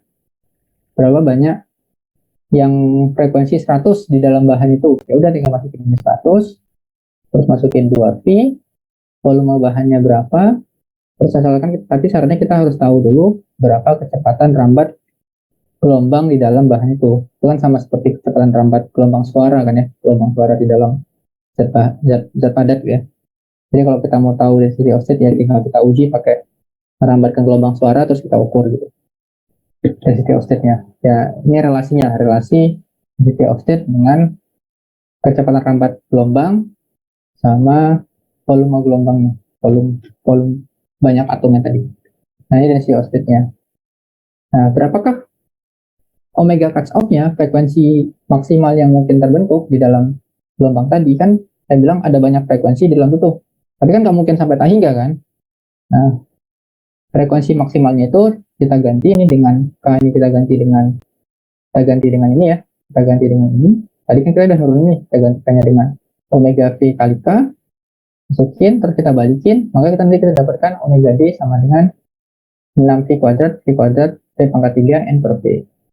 Ya, jadi omega cuts off-nya, omega cuts off itu frekuensi maksimal yang ada dalam bahan, ya. Kan dia bervibrasi dengan banyak frekuensi kan. Tadi kan Einstein menganggap cuma satu frekuensi, tapi sekarang di dalam bahan itu ada banyak frekuensi, nggak cuma satu frekuensi harusnya kita kemaskan. Tapi maksimalnya itu ya ini, V pangkat 2, V pangkat 3, N kali V. Dari mana datangnya? Dari sini. Ya, kita ganti ya, kita gantikan K-nya dengan omega per V. Ini persamaan rambat gelombang biasa. Nah, atau K cuts off-nya ya tinggal K omega D per V kan. Tinggal dibalikin dari sini ya dapat persamaan ini. Nah, sekarang kan kita udah dapat persamaan untuk rapat keadaan, udah dapat frekuensi cut off-nya ya, udah dapat kontak cut off-nya ya. Sekarang kan kita mau ngitung ya, buat kita lakukan conversion konstanta panas kan kita harus hitung energinya dulu ya, hitung energi totalnya dulu. Setelah kita hitung kayak tadi di Einstein, kita hitung energi totalnya dulu. Setelah kita hitung energi totalnya, baru kita turunkan terhadap suhu kan. Turunkan terhadap suhu, baru kita dapat kapasitas panasnya. Nah, buat ngitung total energinya berarti kita harus integralkan. Karena kan dia banyak frekuensi dari 0 sampai omega cuts off kan frekuensinya. Ada 0 sampai frekuensi cut off. Berarti total energi di dalam bahan tersebut adalah bar kali omega, ini adalah frekuensi resonans harmonik, terus dikali n omega, ini rapat keadaannya ya, bukan rapat keadaan, ini rata jumlah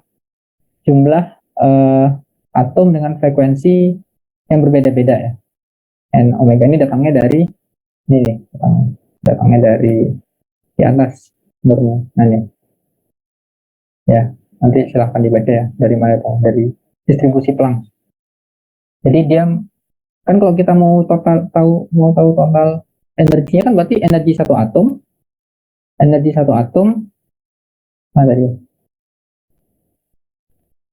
Energi satu atom ya kan, ini kan satu atomnya nih dikali dengan energi dikali dengan total N ya, total N itu maksudnya total N atom yang dalam bahan, tapi rata per setiap frekuensinya. Setiap frekuensi kan ada N yang berbeda-beda tuh. Setiap frekuensi sekian N-nya berapa, frekuensi sekian N-nya berapa, terus kita kalikan dengan density offset-nya.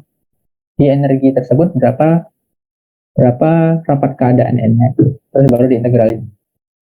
Batasnya dari 0 sampai omega cut off ya. Dari 0 sampai omega cut off, diintegralin ya, persamaan. Terus ini lebih matematis ya, kalau mau dibuktikan silahkan dibuktikan ini dimasukin ya, matematika lah, matematis. Terus dimisalkan ini juga dimisalkan dapat temperature Debye ya, temperature Debye. Ini cuma pemisalan aja dari persamaan ini ketika diturunkan, ini dianggap sebagai temperature Debye. Nanti diturun-turunin, maka dengan ketika kita amatin di suhu rendah, kita akan dapatkan bahwasanya kapasitas panasnya itu sebanding dengan T pangkat 3 ya, sebanding dengan T pangkat 3 ya. Kalau kita ini pendekatannya penurunannya agak otomatis ya, tapi silahkan diturunkan. Tapi saya mau cerita bahwasanya Debye itu menganggap vibrasi fonon itu nggak seragam, frekuensinya ada banyak. Mode vibrasinya itu nggak cuma satu, tapi beragam-ragam ya, bermacam-macam.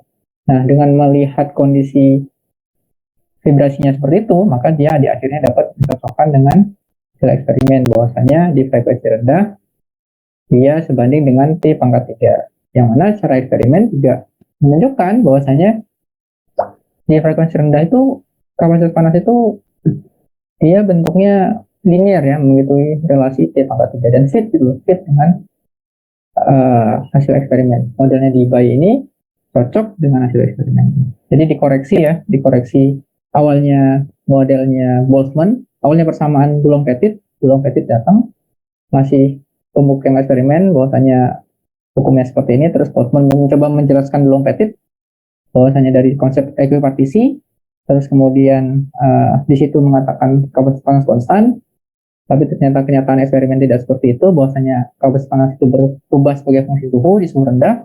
Terus kemudian Einstein datang memberikan model bahwasanya energi dari vibrasi atom di dalam zat padat itu adalah mengikuti energi kuantum ya, tadi H-bar n plus setengah, tapi dia masih menganggap frekuensinya seragam semua, energi seragam semua.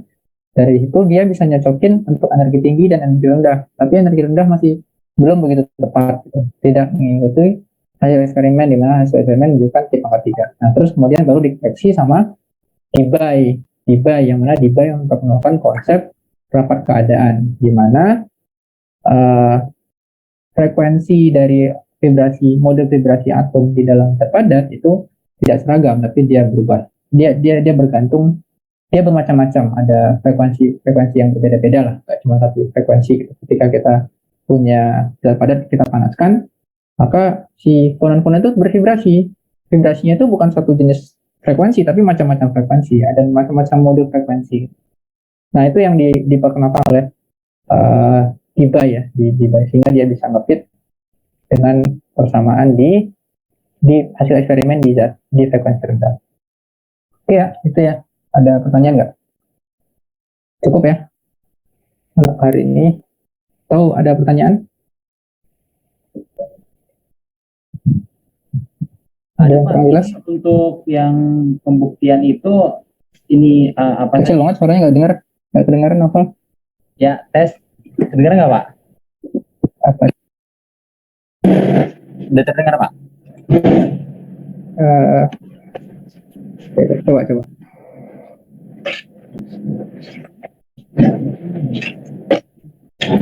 Oke, coba. Ya, dengar. Ya, tes. Ya. Oke. Ya, gimana? Yang dipelajari apa aja ya, Pak? Boleh diulang, Pak? Takut salah. Ya? Yang tadi tugasnya epotical dalam potensial harmonik dengan fisika statistik. Oh iya, tugasnya nanti silakan kalian ada dua tadi ya. Satu, jelaskan ini ya. Jelaskan konsep ekuipartisi ya. Teorema ekuipartisi. Ya, tugas mandiri lah nih ya. Tugas mandiri silakan kalian pelajari, nanti terus dituliskan teorema ekuipartisi untuk gas ya. Nanti silakan dicari. Kan tadi saya sedikit nyinggung nih. Kalau dia nambah derajat kebebasannya, dia tambah setengah. Nah, kurang lebih ceritanya kayak gitu. Jadi kalau dia gas diatomik, nanti dia ada 5 derajat kebebasan, ada derajat momentum linear, sama ada derajat rotasi sama vibrasi, karena si atomnya bisa bervibrasi, dia bisa berotasi, dia bisa bergerak, maka derajat kebebasannya ada 5, sehingga persamaannya jadi 5/2 NK. kata kuncinya equipartisi teorem lah. Nanti silahkan dipelajari. Ini nge-review statistik lagi aja. Ini yang pertama. Yang kedua, ngebuktiin persamaan ini. Cari pembuktian persamaan ini ya, persamaan Einstein. Tadi kan kita nurunin persamaan kapasitas panas, tapi langsung kita masukin kan, Einstein tuh nganggap bahwasannya energi dari sebuah benda elektron atau fonon di dalam sebuah sel harmonik adalah kabar omega n plus setengah. Ini kan ya karena kita dianggap udah tahu persamaannya kan, persamaan kayak gini. Tapi kan ini turunannya dari statistik sebenarnya. Nah, nanti coba dicari ya di tugasnya, buktikan aja nih, ini kok bisa dapat kayak gini. Dulu saya ketika kuliah ini dapat di buku statistik, di buku Greiner ya dibacanya. Tapi nggak semua buku sih ada harus penjelasan ini tentang buku statistik ya. Jadi silahkan dipelajari. Ada 2 ya. Itu cukup. Ada lagi yang lain nanya?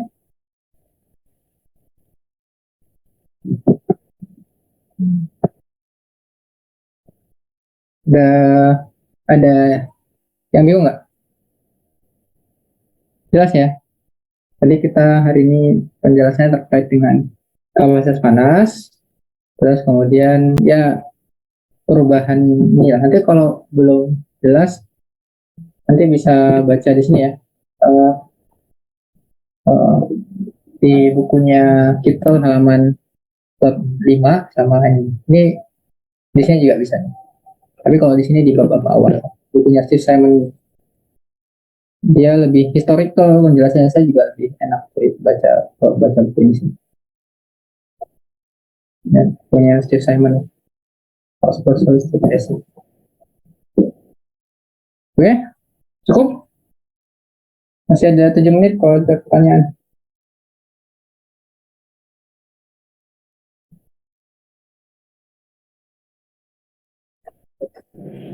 Sepertinya cukup Pak. Cukup ya. Ya, oke. Ada. Ya, kita sudahi ya pertemuannya. Jadi silakan di-review kembali materinya terkait dengan cat padat. Ya, ini hari ini review materi cat padat karena kemarin juga saya diskusi sama Pak Iwan minta review terkait sifat thermal. Nanti setelah ini kita melanjutkan ke bab Fermigas ya, Fermigas. Ya, gas Fermi. Ini nanti dari situ ya sifat Fermigas, gas Fermi. Nanti setelah itu baru kita belajar band structure. Jadi intinya itu sebenarnya kalau kita belajar filter padat itu ya, yang mau riset di bidang sosial material atau di komputasi material ya,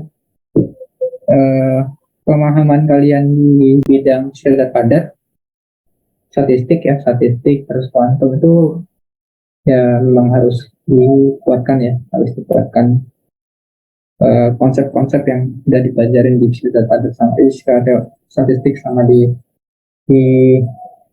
kuantum gitu. Nah, yang harus disisir di material semua ya sebagai fisikawan ya. Fisikawan juga harus belajar konsep-konsep yang kita sudah dijelaskan sebelumnya. Kan makanya syarat untuk syarat padat itu statistik kan syaratnya. Nah, tapi intinya yang tadi saya ceritakan penjelasan sejarahnya, bagaimana model cara berpikir, pengembangan koreksi-koreksi yang ada. Nah, itu kalian pahami. Karena sejatinya belajar fisika itu kita memahami bagaimana perubahan cara berpikir para saintis ya, peradaban lah, cara berpikir peradaban. Kalau kalian belajar di fisika dasar, kan juga kita mencoba belajar bagaimana perubahan cara berpikir dari orang-orang zaman dulu, dari zaman Aristoteles, terus kemudian dikoreksi dengan adanya Newton, koreksi gitu ya. Nanti tentang fisikawan modern zamannya Einstein, Schrödinger dikoreksi lagi, terus ada koreksi-koreksi yang seterusnya lah. Nah sebenarnya yang paling penting ya, menurut saya kalian belajar fisika itu ya harus bisa membaca tentang bagaimana itu perubahan itu terjadi gitu. Perubahan idenya itu apa, jadi awalnya orang berpikir gimana, terus kemudian datang orang baru memperkenalkan idenya apa, kemudian memperkenalkannya seperti apa. Nah, kalian harus bisa melihat itu gitu, karena itu yang menurut saya paling penting sih terhadap cara kita berpikir juga jadinya nanti. Jadinya kalau kita melihat di fisika itu ada banyak hal yang koreksi, jadi kita nggak merasa apa yang kita pikirkan tuh selalu benar gitu. Karena bisa jadi apa yang kita pikirkan itu salah gitu. Karena kita anggap benar tuh saat ini, bisa jadi suatu saat itu salah.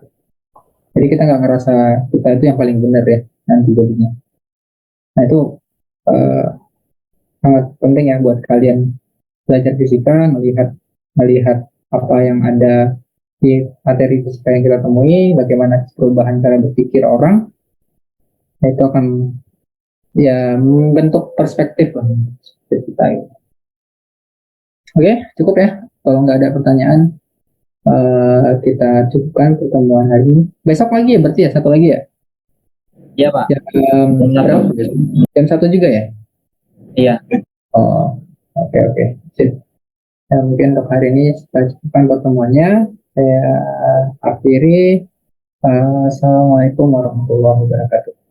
Waalaikumsalam warahmatullahi wabarakatuh. Waalaikumsalam warahmatullahi wabarakatuh. Terima kasih, Pak. Sama-sama. Saya